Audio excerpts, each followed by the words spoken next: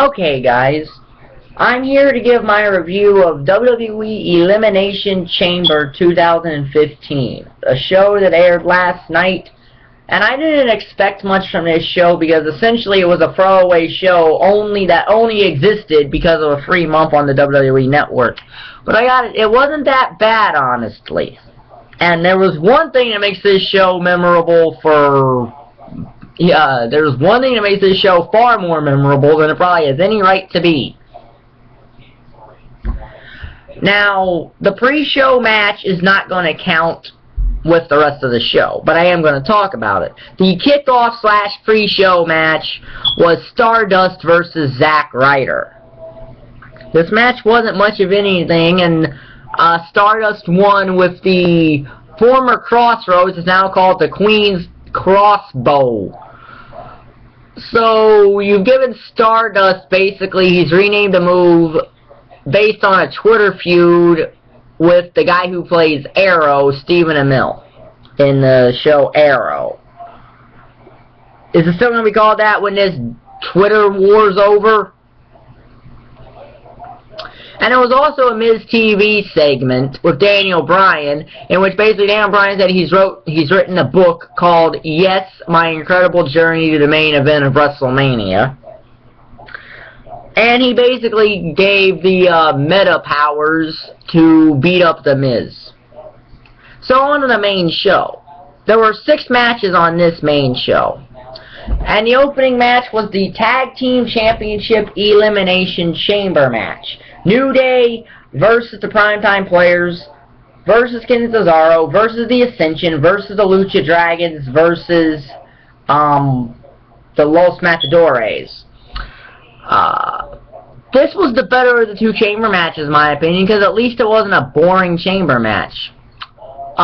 There's some unique, innovative spots here, like when Kalisto and El Torito both came off the very top of the chamber. And you guys, of course, seen Cory doing a senton off the top of a pod. So the Acension quickly eliminate Los Matadors, the Fall of Man. They didn't eliminate the Lucha Dragons with the Fall of Man. Then the Primetime Thinking and Cesaro come in, and then Primetime Players come in, and the Primetime Players eliminate the Ascension and Kid and Cesaro, so it's 3-on-2, the PTP versus the New Day. And the New Day eventually eliminate the PTP and win the match. Good match, I'd give it 3 stars, but here's a problem. Why did Tyson Kidd break up a pinfall not against him and Cesaro? That bugs me in elimination matches. If it's an elimination match, don't break up the pinfall. It helps you. It makes no sense. And that also existed in the other elimination chamber. I'll get to that later. But 3 stars. Entertaining match. And I don't necessarily agree that New Day should have won. If anything, I would have given it to the PTP, but to the Primetime Players, but, whatever. So then we get the Divas Championship. Nikki Bella versus Naomi versus Paige. An okay match. Nikki Bella won with the rack attack. Paige was out after a botched inverted Frankensteiner. Probably this is the first time Naomi had used it, so she botched it in the WWE. Because it was botched, it was a clear botch. You can pick it up. But WWE, if this heel turn that you had for Naomi does not give her the Women's Championship, that is pointless. She's ready to be the Divas Champion. Give it to her. You know, just let her have the Divas Championship because she's ready to have it. So, and you have a feud ready for her anyway with Paige from what she did in that Diva Battle Royal that only existed to write Paige off to go film a movie. 1.5 stars. Okay match. Then we get what is by far the best match of this show and the match of the night that I could make an argument should have main evented this show. But given how they ended it, I can see why it didn't main event. And that's a champion versus champion match. John Cena versus Kevin Owens. This is what you want out of a wrestling match. This was a match that just got you involved and got you invested. You were I was into this match far more than I've been in any current WWE match I've seen. This is a match that I was into and was enjoying a lot. I mean, Cena kicked out of the pop-up powerbomb, and Owens kicked out of the attitude adjustment. They kicked out of everything, and okay, people have a problem with that, but isn't the point of wrestling matches to win the match when you think you could possibly get a win? Kevin Owens pulls out this moonsault, a super kick. He teases a a package pile driver that he did in Ring of Honor and turned it basically into a slam. He did this weird kind of Samoan drop deal. He did a second rope fisherman buster.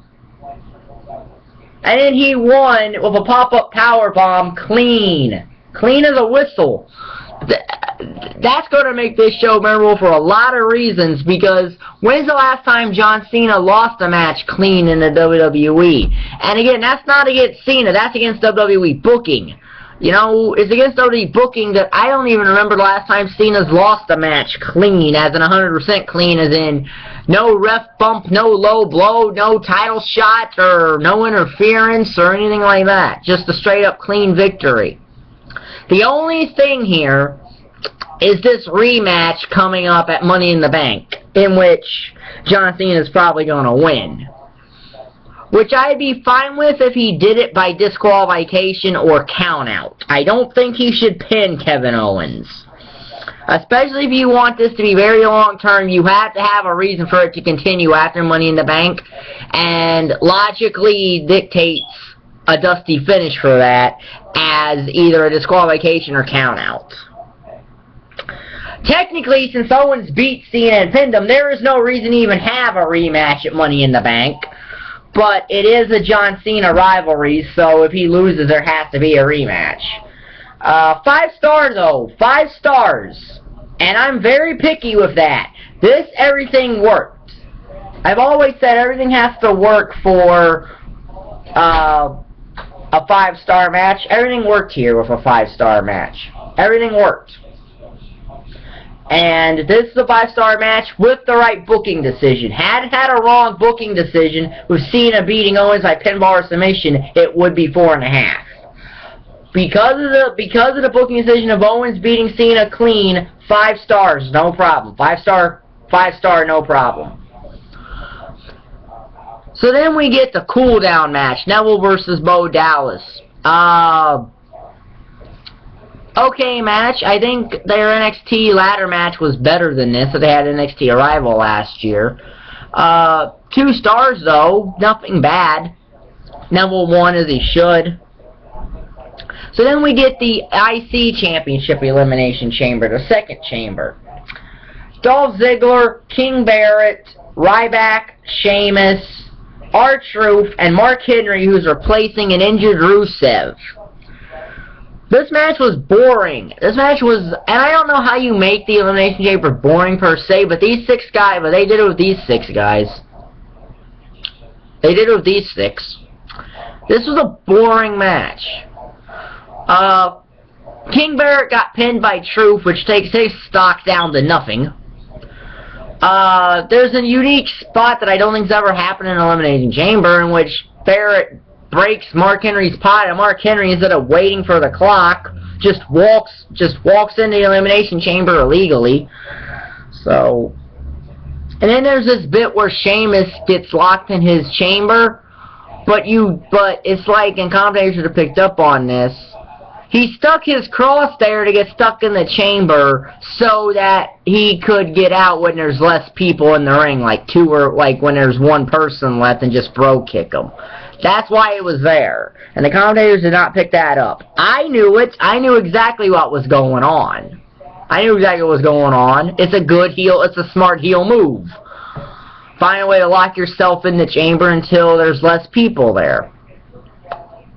He bro-kicked Mark Henry. He bro-kicked Ziggler.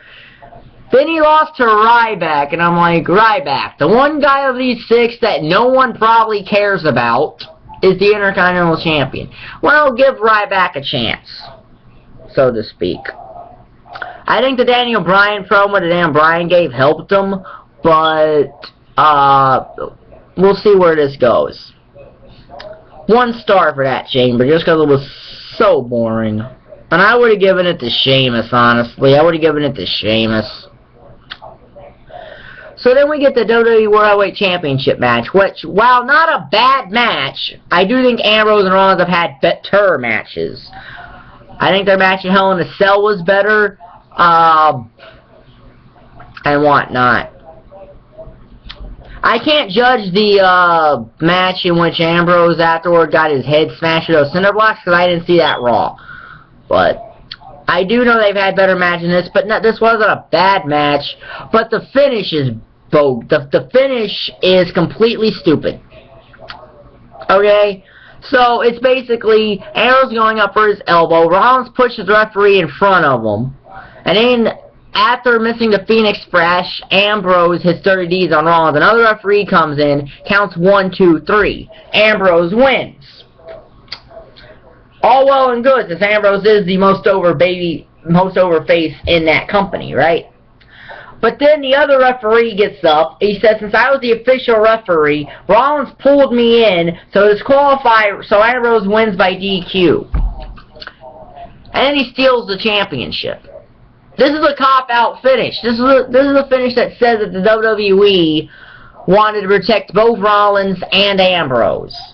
The problem with it is world title matches should not really end like this. Even to set up an obvious rematch, it should end with some kind of a non-DQ finish, then by a pinfall or submission with world title matches. Okay, you can set up a rematch by having one guy use the ropes or it's not seeming decisive. Okay, yes, this sets up a clear rematch at Money in the Bank, which there will be, but if you were going to do it, just have either Ambrose or Rollins win 1, 2, 3, or by submission. So, sets up a clear rematch, but 3.5 stars I give this. So, this was a good show, Elimination Chamber. Very good show. Let's see if Money in the Bank. And quite frankly, since this was a show that was basically made because May's a free month on WWE Network, I'm actually surprised it was this good. Honestly. I am. So, yeah, that's my review of Elimination Chamber 2015. If you like the video, like button is down there, subscribe button is down there. I will get started on the Great American Bash series, review series sometime this week, and it's only going to be the ones that I know aired on pay-per-view, which I believe is everyone from 88 till 2004. 88 till 2008. So, yeah. Only the ones that aired on pay-per-view, not the ones that were house show tours. Because the first few were just house show tours. This is going to talk about the pay-per-view Great American Bashes. So, like I said, like button is down there, subscribe button is down there. Tell me what you thought about Elimination Chamber. And thank you for watching. Bye.